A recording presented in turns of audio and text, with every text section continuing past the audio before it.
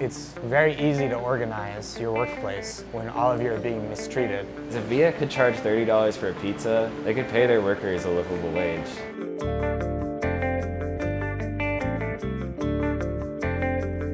VIA 313 is a pizza restaurant that started in Austin, Texas. It is Detroit-style pizza. It is now a chain, basically, because it was bought out by this restaurant fund, Savory. It's a private equity firm. And their plan is to expand rapidly within the next 5 years to open 50 stores across the United States and then sell it. And during this process, they do not know how to run a restaurant.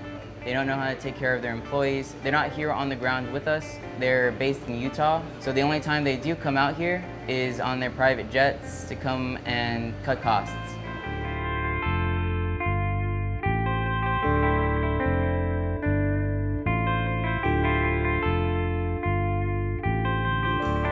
So a lot of people have gotten their wages stolen from them, essentially. Like, they'll check their pay stubs after a check, and then the hours are missing and there's pay missing. There have been promises of back pay to various workers. These promises have never been fulfilled. One coworker named Joe quit after the company failed to give him $400 in missed wages and a $500 sign-on bonus, so he was owed $900. We don't get paid well. It took months for me to beg for a raise. $2.13 an hour plus tips, like that's crazy.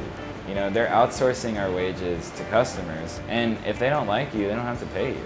And I think that's just ridiculous. Because if VIA could charge $30 for a pizza, they could pay their workers a livable wage.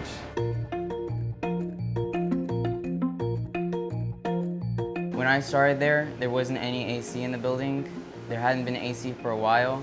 It got up to 107 degrees, and I had a 550-degree oven blasting heat behind me. We're talking about Texas in the summer without a properly functioning AC. When it breaks, it usually takes them a month or 2 months to fix it, and it just makes working in that environment like almost unbearable.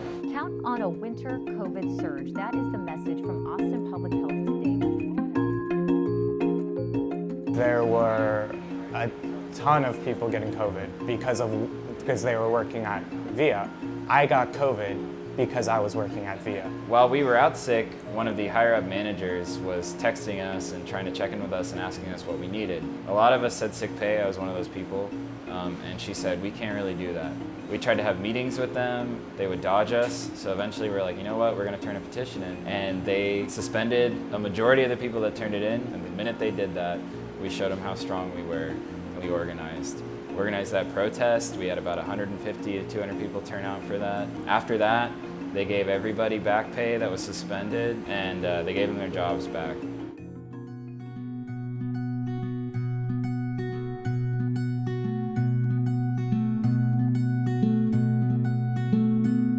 It should be the workers organizing, and it should be the workers making the decisions about what they want and how they want to fight for it.